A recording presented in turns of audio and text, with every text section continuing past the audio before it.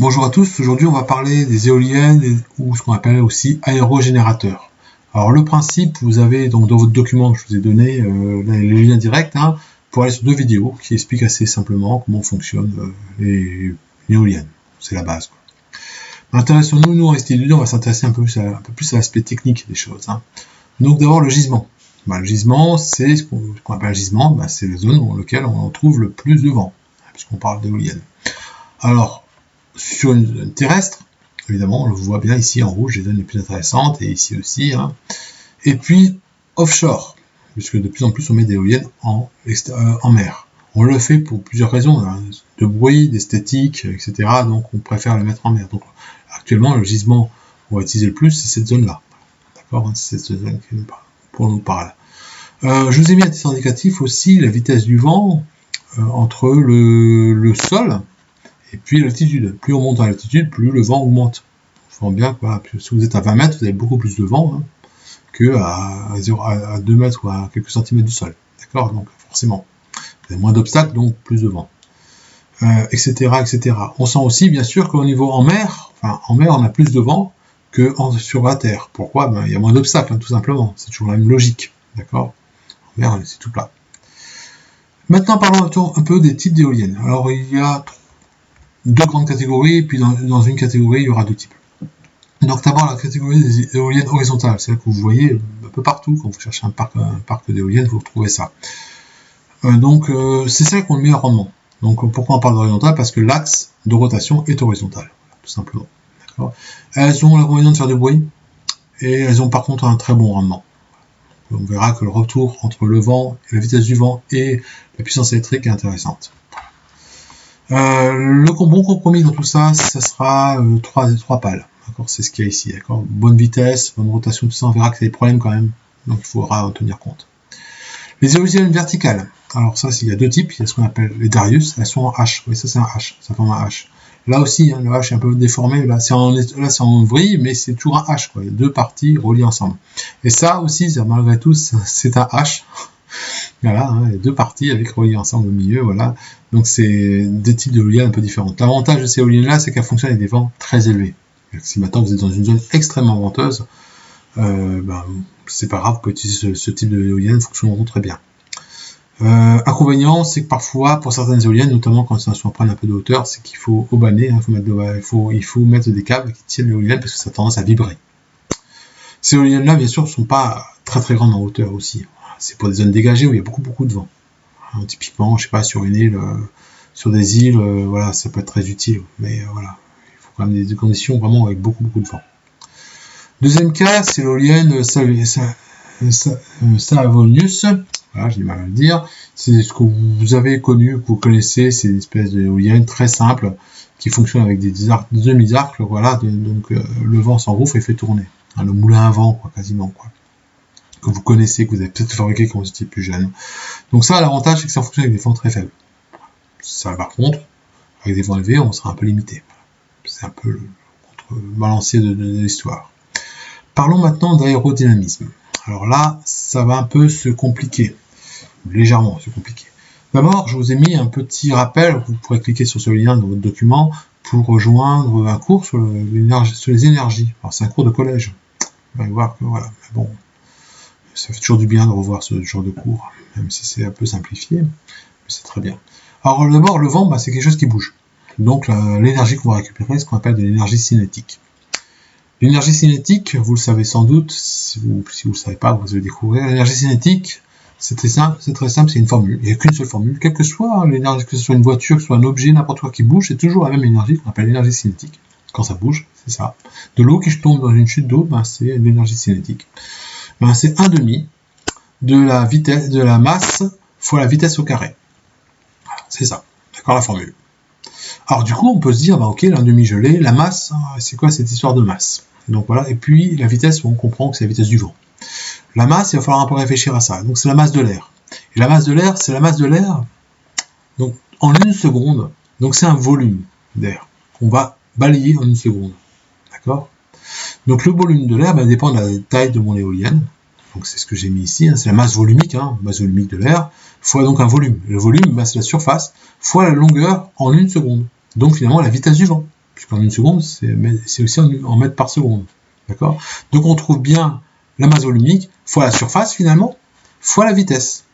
Et ça, si on remet cette partie-là dans la formule de l'énergie cinétique, on se rend compte que l'énergie cinétique, je reprends ma formule qui est ici, je remets tout ça, j'obtiens un demi de ρ, c'est ça, S, et cette fois-ci, la vitesse est multipliée au cube. Simplement parce que c'est cette vitesse fois celle-ci de l'énergie cinétique, on passe à la vitesse au cube. Voilà. Et voilà, on a fini. Donc avec ça, on peut obtenir une puissance aussi, puisque la puissance, c'est de l'énergie finalement en une seconde, ou si vous voulez l'inverse, ça marche dans les deux cas, du moment qu'on a la seconde, la puissance, c'est un demi de ρ S fois V au cube. Voilà. Ça, c'est la puissance théorique, ce qu'on appelle la puissance théorique d'une éolienne. Je vous ai mis un petit lien pour calculer cette puissance du vent. Voilà, en fonction de la surface que vous avez besoin, ça vous donnera la puissance qu'on pourra avoir théorique. Alors c'est intéressant, on se rend compte de deux choses. On se rend compte d'abord que c'est la surface. Alors la surface, c'est une dimension qui est intéressante, d'accord. Donc plus c'est grand, plus c'est grand, puisque la surface d'un quelque chose de cylindrique, c'est le rayon, d'accord. C'est pi carré. Donc du coup, vous avez un carré du rayon. Donc ça, plus le rayon est grand, plus ça va augmenter. Mais au carré, ça va très vite. Mais au cube, pour la vitesse du vent. Donc plus la vitesse du vent est élevée, plus ça va aussi augmenter la puissance. Donc là, je vous ai mis des dimensions pour vous rendre compte. Donc c'est pour ça que ça augmente très très très vite. Pourquoi? Parce qu'on est au carré de la taille du rotor. D'accord? Ça va jouer beaucoup. La masse volumique de l'air, elle change pas beaucoup, elle change un petit peu. Alors si vous prenez 292, c'est le masse officielle, voilà, de l'air. Je sais pas dans quel cas de figure exactement ça se présente, mais voilà. L'altitude joue beaucoup. L'altitude joue là-dessus. Sur les deux premiers chiffres, finalement, ça va descendre, on va plus être à 1,2, on peut être à 0,9, alors voilà, ça peut changer. Et voilà. Et puis la température va jouer beaucoup aussi. De la même manière que l'amplitude quasiment. Enfin, l'humidité. Alors l'humidité, on croit comme ça que ça joue beaucoup, parce que l'air est lourd, on se dit qu'il fait humide, et tout ça. En fait, non, ça joue sur la troisième chiffre après la virgule. Ce qui fait que qu'on soit en offshore ou qu'on soit sur le terrain, en mer, donc il y a beaucoup d'humidité, quelque chose d'endroit en terre, ça va pas jouer beaucoup sur le résultat. C'est plus l'altitude qui va jouer et la température qui vont beaucoup jouer. Voilà. Je vous ai mis encore une fois un lien pour retrouver plusieurs valeurs en fonction de différents cas de figure. Alors maintenant, il y a une formule qui est importante, c'est la mythe de Betz. Alors, qu'est-ce qu'il dit Betz? En fait, il dit un truc très simple. Il dit qu'une éolienne, pour qu'elle tourne, il lui faut du vent. Et donc, si l'éolienne absorbait toute la puissance du vent, si on absorbait toute la puissance du vent, le vent derrière l'éolienne, il n'avancerait plus, puisqu'il n'y a plus de puissance. Il ne peut plus avancer, puisqu'il n'y a plus d'énergie cinétique. Il ne pourrait plus avancer, et donc il serait stagné. Mais s'il stagne derrière l'éolienne, s'il ne bouge pas derrière l'éolienne, s'il ne peut pas bouger devant l'éolienne. C'est ce que dit Betz. Donc lui, il a résumé ça. Alors il y a des calculs, il y a toute une théorie là-dessus, mais pour dire que voilà, on ne peut pas dépasser une certaine valeur. On la sort derrière l'éolienne, il doit y avoir du vent. Au mieux, il y a un petit pourcentage de vent, mais il y a forcément du vent derrière l'éolienne, parce que sinon l'air ne peut plus circuler. Et cette limite-là, il l'a définie par une valeur qui vaut 16/27e, donc environ 60%. Donc on peut absorber 60% au mieux du vent, mais il y a au moins 40% du vent qui va traverser l'éolienne. Ça, c'est pas possible autrement. C'est la théorie. Alors, ok, on peut se dire qu'on va quand même récupérer 60%, c'est plutôt bon comme rendement. Voilà, donc il y a des formules qui sont données. Alors, si vous prenez la même formule qu'on a pris tout au-dessus, simplement on l'a rajouté avec le 16/9, on trouve cette valeur-là. Là, c'est ramené avec un diamètre. Là, c'est ramené de nouveau, tout ce calcul a été ramené. Donc, si on fait le calcul complet, on obtient 0,29 fois d au carré fois v au cube. Voilà. D'accord? Ça, c'est la théorie. Et ça, c'est ce que Betz dit. Voilà, on ne peut pas aller plus loin. Alors après, il y a tout un tas d'essais qui ont été faits. Les éoliennes, c'est de l'aérodynamisme. L'aérodynamisme, c'est beaucoup fait sur des essais. Et il y a beaucoup de... On va expliquer après pourquoi les raisons, mais au départ, il y a des limites. Il y a une limite qu'on appelle le ratio TSR, donc le tip speed ratio, qui définit une limite maximum qu'on ne peut pas dépasser, ou en tout cas où le rendement sera maximum. Voilà. Alors ça c'est fait par simulation, par théorie. Voilà, on a vérifié que la vitesse au bout de ma pale, là ici, on ne peut pas dépasser cette vitesse-là par rapport au vent. Un rapport entre les deux. Et il y a un rapport qui est donné et qui est imposé par l'ensemble suivant les types d'éoliennes, on va avoir un rapport qui va être donné. Voilà, pour chaque type d'éolienne finalement, d'accord. Donc si on sait la vitesse du vent, on pourra savoir la vitesse ici en bout limite qu'on ne peut pas dépasser. Et donc on saura qu'à la vitesse il faut commencer à freiner l'éolienne si elle va trop vite. aussi, pour garder le meilleur rendement. Donc ça, c'est la courbe, théoriquement, du rendement meilleur. Le rendement par rapport à la vitesse, alors c'est pas par rapport à la vitesse du vent, hein, c'est par rapport à la vitesse relative du vent par rapport au bout des pales. C'est un peu subtil, mais c'est ça l'idée. L'idée, c'est de se dire, quand on atteindra cette valeur-là, même si le vent augmente, eh ben, on va commencer à freiner l'éolienne pour garder un maximum de rendement. Pour pas qu'elle aille trop vite. Si elle va trop vite, elle va décrocher. Hein, c'est exactement comme un avion, quand il va trop vite, au bout d'un moment, il peut décrocher. Hein, s'il va pas assez vite, il va décrocher aussi, hein, dans les deux cas. Et donc, cette limite-là de décrochement, eh ben, il faut l'éviter. Donc, pour ne pas décrocher, eh ben, on va, et donc perdre du rendement, hein, tout simplement, on va essayer de freiner l'éolienne. Alors cette limite elle est donnée, donc c'est calculé, hein, ça va à une certaine vitesse, c'est le rayon, hein, voilà la vitesse de rotation, et puis la vitesse du vent, vous la connaissez. Donc ça se résume à ça qui est marqué là-haut, hein, une formule assez simple à retenir, mais retenez surtout que c'est plutôt un ratio entre la vitesse du vent et le bout de pale. Alors ça donne ça pour les éoliennes. Alors suivant le type d'éolienne, hein, on va avoir des limites, des ratios qui sont importants. Par exemple, pour le Salvinus, ben, c'est un rapport de 1. Le bout de la pale ne peut pas aller plus vite que la vitesse du vent. Voilà. Sinon, il va falloir la freiner. Donc, s'il y a trop de vent, ben, c'est pas terrible. Darius, le bout de la pale, c'est des vitesses élevées. On voit bien ici qu'on peut aller jusqu'à 5 fois la vitesse du vent. C'est-à-dire que le bout de pale, il va 5 fois plus vite que la vitesse du vent. Imaginez que le vent il va à une certaine vitesse, mais on peut aller à 5 fois plus vite. Ça peut être intéressant. Mais si l'éolienne étant petite, vous voyez qu'on n'est pas un super grand rendement.